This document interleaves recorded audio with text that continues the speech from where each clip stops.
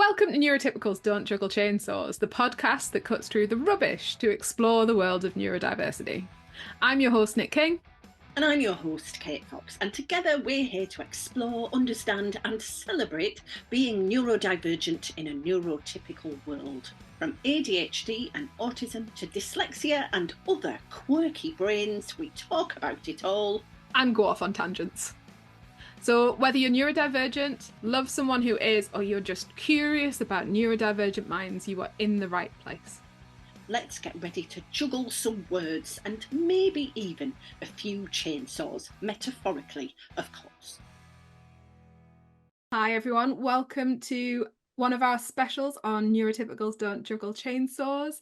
And today we are with Tanya Adkin of ND Social Care and David Gray-Hammond of Emergent Divergence, and we are going to talk to you more about monotropism and their concepts around monotropic split and meerkatting, and just have a really good chat about their amazing insights around monotropism. So you've just casually, Nick, mentioned several things that lots of us will never have heard of before. I have heard of these things before because I've been accessing Tanya and David's brilliant blog posts and internet content around this stuff, but I'm really surprised to suddenly discover that actually a lot of it is only contained in the form of a blog post here and there, and yet the concept is spreading. So Tanya and David, by way of introduction, could you both say a little bit, starting with you, Tanya, maybe, and then David, just about where you were, what you were doing, not literally, not like in the kitchen, gardening, in the shower. Well, one day at band camp.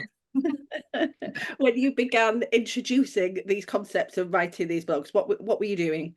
Kind of, who are you? So, wow. So I am a bit of a monotropic polyglot. So I'm autistic, ADHD, and and healthy dose of demand avoidance in there anyway.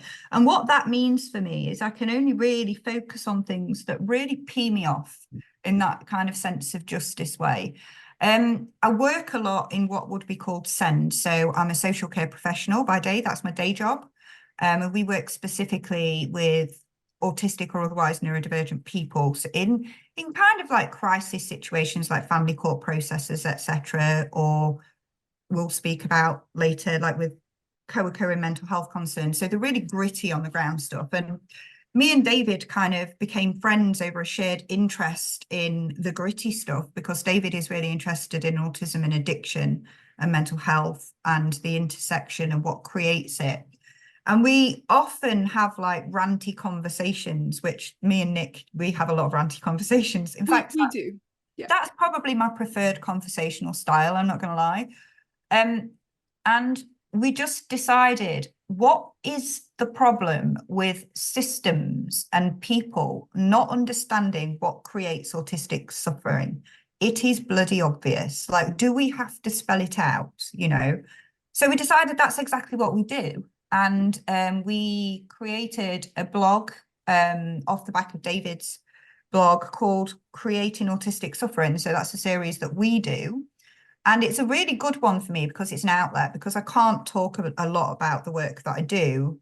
It's a real outlet sometimes to go, do you know what? I need to write about this because it's really been impacting me, and we're able to do it. But yeah, so we literally started a blog on autistic suffering and all the ways that trauma is kind of layered into our experience of being and shapes us. And I think it's been read by about 50,000 people now. Complete accident. It was just an outlet. And yeah, so it came from there. And I think, yeah, I'll let you go on in terms of where the split and meerkatting stuff came from, David. But yeah, it's our experience, really. It's the things that we are seeing. And actually, I'm really passionate about making all the academic stuff accessible, improving like self-understanding for autistic people, because when you are monotropic, you need to understand and be intrinsically motivated to be able to change something. So if we can bring all these things together and go, actually, bish, bash, bosh, this is a shared experience for you that encompasses monotropism, inertia, all of these sensory interoceptive differences. And this is what we are seeing as professionals. And, and I think that's been really powerful. That's probably been one of my favorite things. It's to watch people just like, even though I have like major like exposure anxiety, so I tend to hide behind David. So this whole blog post works for me because David loves to be out there. I hide terribly. But for me, that's been one of my really favorite things, is to watch people connect over it and resonate with it on such a deep level. And some of the messages that we get about it, even though they're only short blog posts, are really kind of like almost freaky outy nice, because PDA don't do nice, but praise. There we go. But yeah, David, over to you. Yeah, so I guess, you and I, we've worked a lot with what a lot of professionals call like complex mental health. And, you've got professionals going, we've got this autistic Untreatable. person. Don't forget that. Untreatable So, is our favorite oh one. yeah, untreatable. That's another one, yeah. And a lot of the time you get, like, I know in my experience, especially when I was starting to explore this stuff in writing, I was getting situations with people who were like, well, the psychiatrist says it's kind of like psychosis, but it's not really psychosis, and we don't really know what it is. So they're just throwing whatever treatment they can think of at me. And I was sat there thinking, like, I think the missing thing here, and Tanya was very sort of the driver behind this, the missing thing was monotropism, because all the professionals that these people had seen before coming to me, and I guess before coming to Tanya, they probably didn't even know monotropism as a theory exists. And so Tanya has this amazing way of taking very complicated topics and condensing them into very understandable words. So what Tanya does is, she took like concepts that led to split and meerkat and things, and named them that, and then explained them to me, and then we together wrote them into a blog. Because one of the things with Tanya is her flow state is directed by her associative thinking. So if Tanya writes about this stuff, she can end up about 5 subjects away from where she started. So we always joke that I translate Tanya. I speak fluent Tanya. And it was really interesting because obviously as we were writing about it, I got to bring in things from the experiences I'd had working with clients, and it built into really quite a solid concept that we're still determined to get into academic literature one day. And there is more coming as well. It's hard, isn't it? Because that academic literature stuff is where it's all officially official, but that involves such a huge level of privilege that people like literally don't understand, that it's so difficult to access. I mean, I'm just finishing a master's of research off at the minute, and yeah, skin of teeth job. It's speaking a different language in a different world, and there's a lot of like burnout literature out there at the minute, and it's just an echo chamber of the same rubbish that's basically coming from autistic knowledge. So I find that for me, as like somebody who may or may not have a PDA profile, I find that deeply uncomfortable to have to legitimize thousands of people's experience through that kind of academic, privileged, white boy thing. I mean, we saw that with what we did with the Spectrum 10K stuff when we shut that down. I don't want to have to play in the same field of Simon Baron-Cohen, but we have to. But anyway, that's a tangent. I'm forcing you back on topic, right? I'm gonna force David back on topic because it's you. What is monotropic split, David? Hopefully I'll say this right, because otherwise Tanya will tell me off later. My understanding of monotropic split is, autistic people, for example, prefer, we have a tendency towards like deep levels of focus on a restricted range of whatever we're focusing on. So a neurotypical or a polytropic person might have a surface level of attention to multiple demands. An autistic person, on the other hand, will have this deep level of attention to a singular attention tunnel. Split occurs when you have multiple demands competing for that deep level of attention. And so you kind of you're hyper focused in, and then you're ripped out, but you can't regulate your attention. So you're hyper focusing in on the new demand, but you're being ripped out and hyper focusing again on the other demand. And it's effectively overwhelming your cognitive resources. You are giving more in your attentional resources than you actually have. Kind of like when people talk about, going beyond their spoon budget.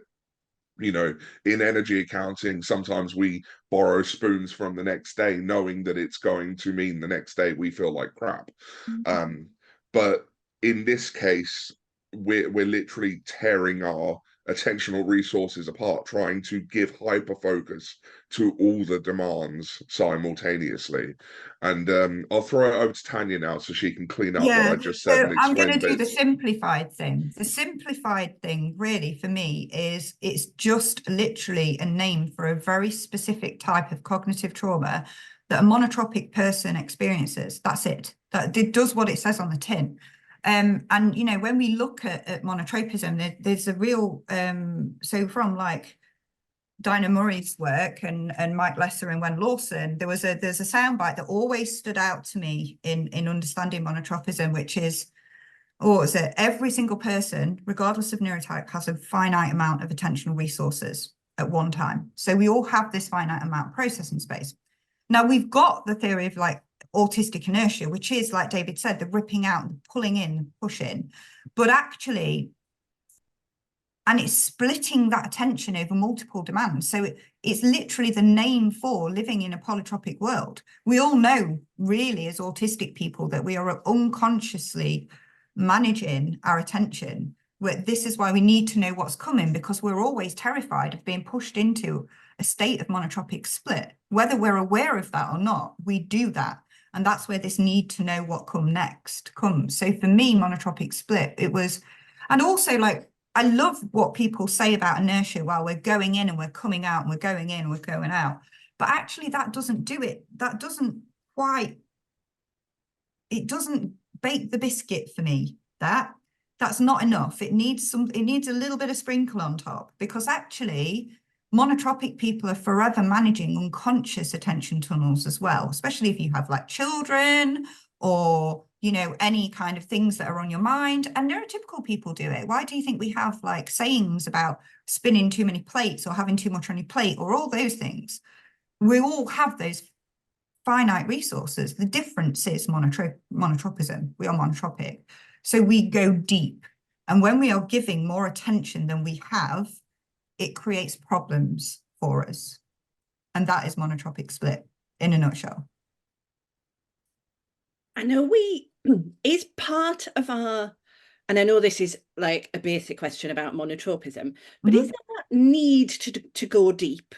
Our brains doing the attention tunnel thing, all our interest resources are directed. Is that in itself, sometimes we're trying to regulate ourselves, even though actually if we're splitting across multiple deep channels, we're kind of, technical term, buggering it up. Yeah, and this is the thing. So like, we all know that being in that state of flow or hyperfocus, and this is the thing about academic literature and information that's around, it's all very fragmented. Nobody brings it together. It all exists in silos from each other. But yeah, and this is the thing. Everybody says like monotropism is such a positive, thing about autistic experience, but we now know it's also ADHD or ADHD experience.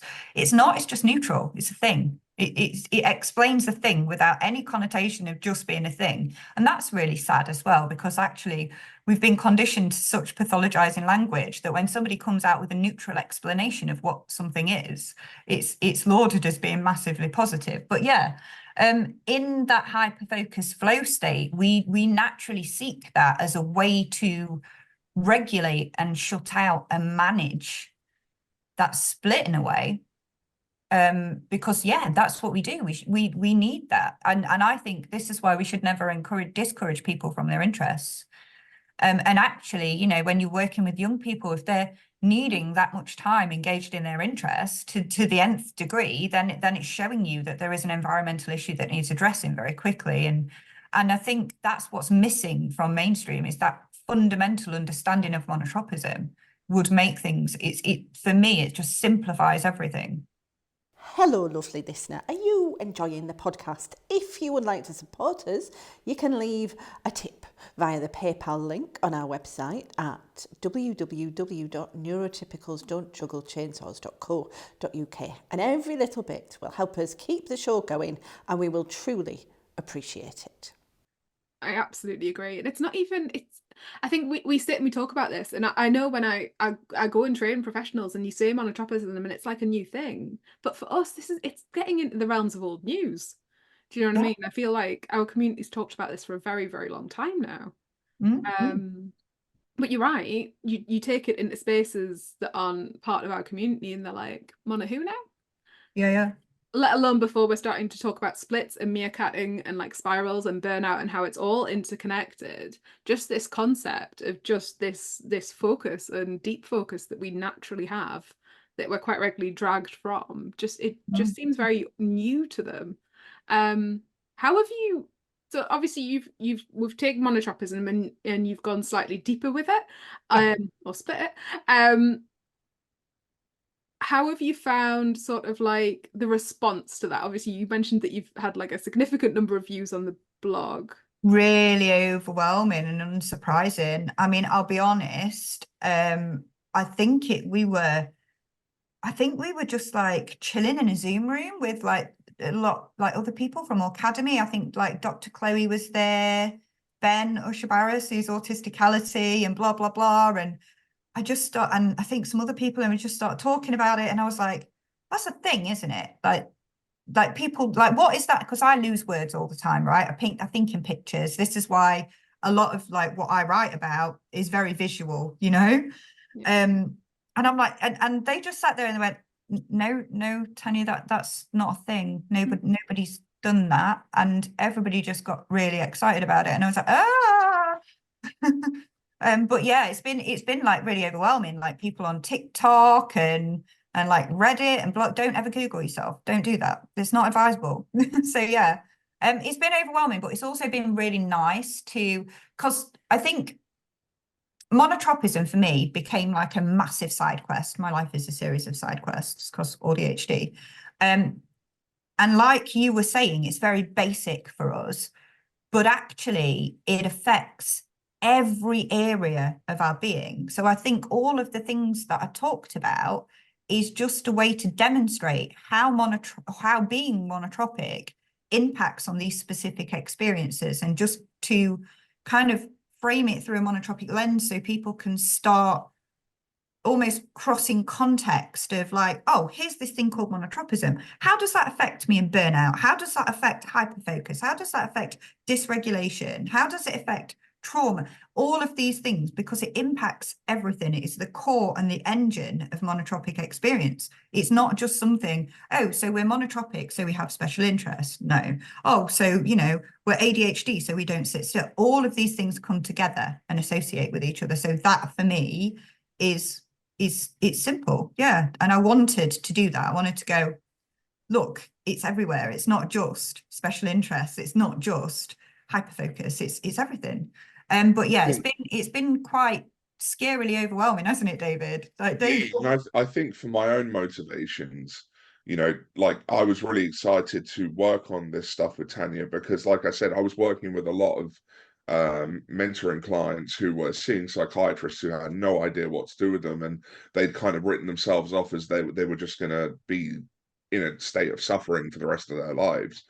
And the way I kind of looked at it is, okay, this isn't in the academic literature. No doctor's really going to push this stuff because it's not in the academic literature. But if we get this information out there some way and it gets to the people who need it somehow, they can use this information to help themselves to an extent. You know, we don't purport to be able to cure your psychosis or, you know, manage your manic episode, but you might have an understanding of why you're experiencing things that look like that.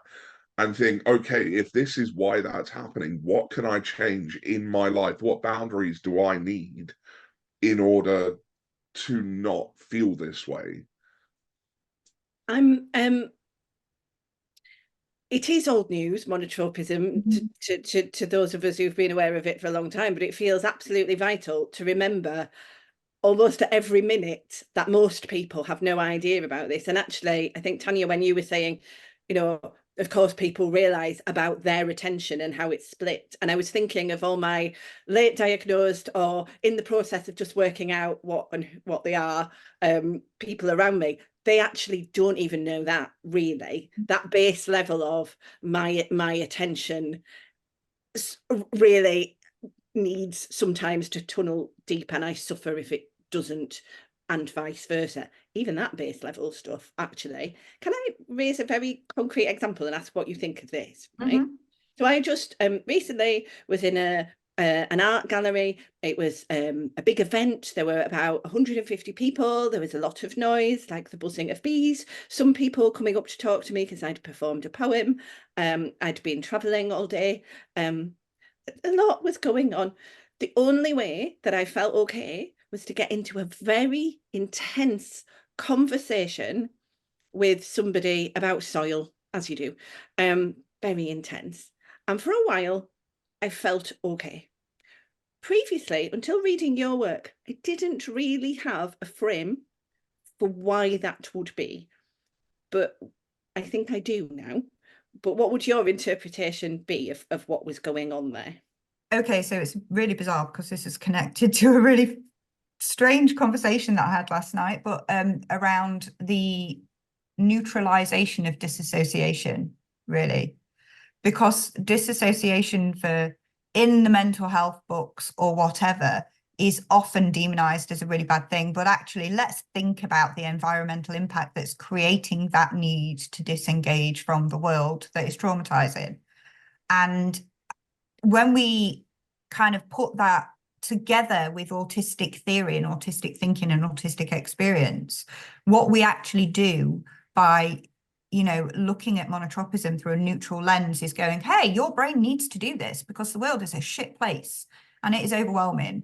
So actually, we're going to hyperfocus to regulate, and that's what we're going to do. And we're going to be, if we're ADHD, a lot of us are verbal processors. So for me, that verbal processing is really centering. Let's have a really in-depth conversation about soil, or if you mean monotropism or creating autistic suffering or whatever's really annoyed you and whatever professional's done, or, you know, and that for me, you know, it's a really, your need for hyperfocus can often be a really good indicator of your regulation levels overall and what's going on in your environment, because we cannot rely on our interoception because we are taught from a very young age and invalidated that what we feel and think is not valid or accurate. So yeah, if you need to hyperfocus, that for me, I use it as a tool to understand my own regulation levels. And that's okay. That's you being monotropic, and that's perfectly normal. So yeah, let's just neutralize this idea of disassociation being bad, I think, and look at it in that way. Hope that's helpful anyway. Yeah, no, that makes go on, David, sorry. I was going to say, I would certainly look at that. Like when you were telling that story, I could see the degree of split that would be going on there as well. You know, you've done the travel, which has used attentional resources. You may even be thinking about the fact you've got to travel back. You've done your poem, which is another demand, and then people are talking to you. Then there's also external, you know, ambient noise, which is difficult. Your sensory systems and your attention are being dragged off in multiple directions. And so, as Tanya said, I would call it self-preservation through disassociation. So you focus in on a conversation about soil, because that focused conversation almost gives you a chance to repair some of that cognitive trauma and feel like you can cope. The only problem is, and this is where it starts to get difficult with split and you start leaning towards the meerkatting stuff, is that when you keep being thrown back into split, because you can do those sort of reparative things that make you feel better, But if the split's not going away, it's going to burn you out very quickly. And we start to see things like atypical forms of burnout and meerkat mode, as Tanya would call it, which I still love that name. I think it's brilliant. It literally does look like watching somebody be like act meerkat. It genuinely is, because a lot of us, especially those of us that are ADHD or ADHD, we can't stop sometimes. We might be mothers, we might have jobs, we may have a real bad degree of internalized ableism where we're buying the productivity lie. There are so many reasons, intraception, what kills intraception, it's all of those things.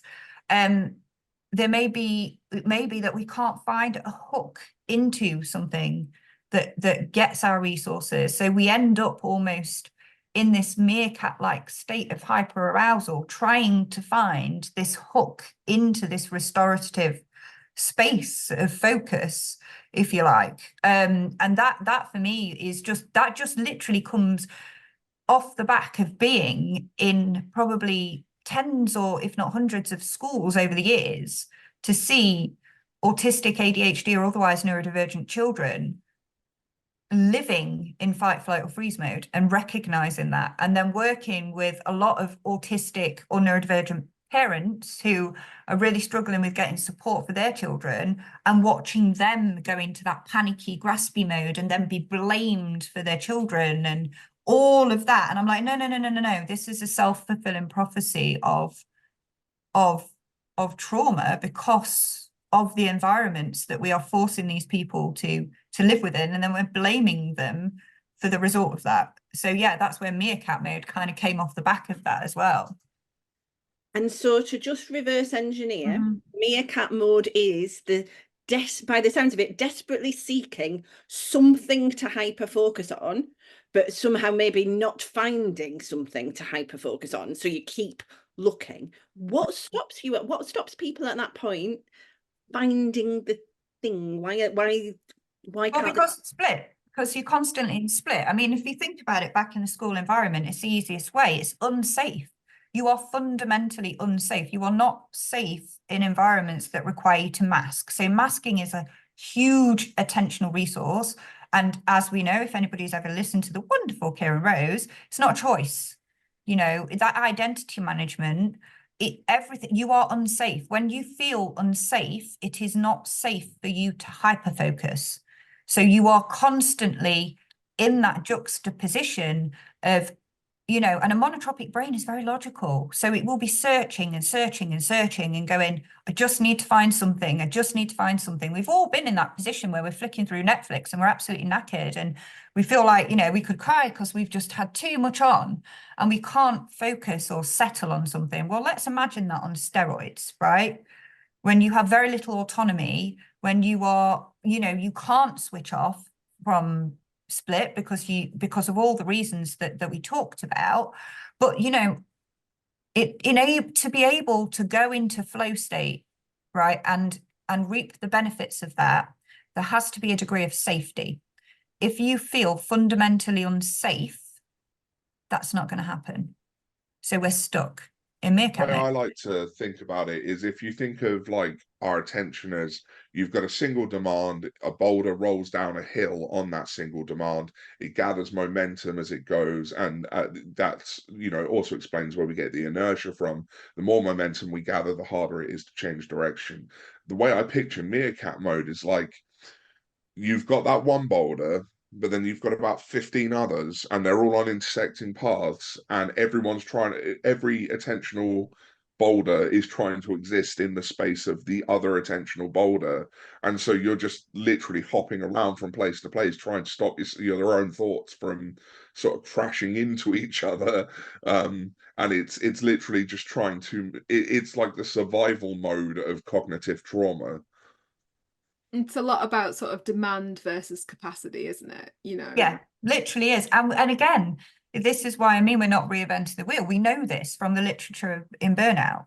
When demand outweighs capacity, we hit burnout. But let's put monotropism in there. Let's understand inertia. Let's understand sensory trauma.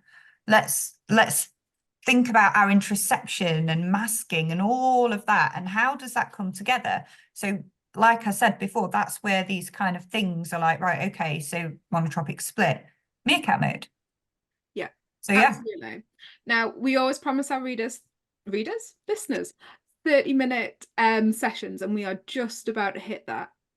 You guys have been brilliant, and clearly we need more time with you to absolutely talk about burnout, to absolutely talk about that sort of that spiral cycle.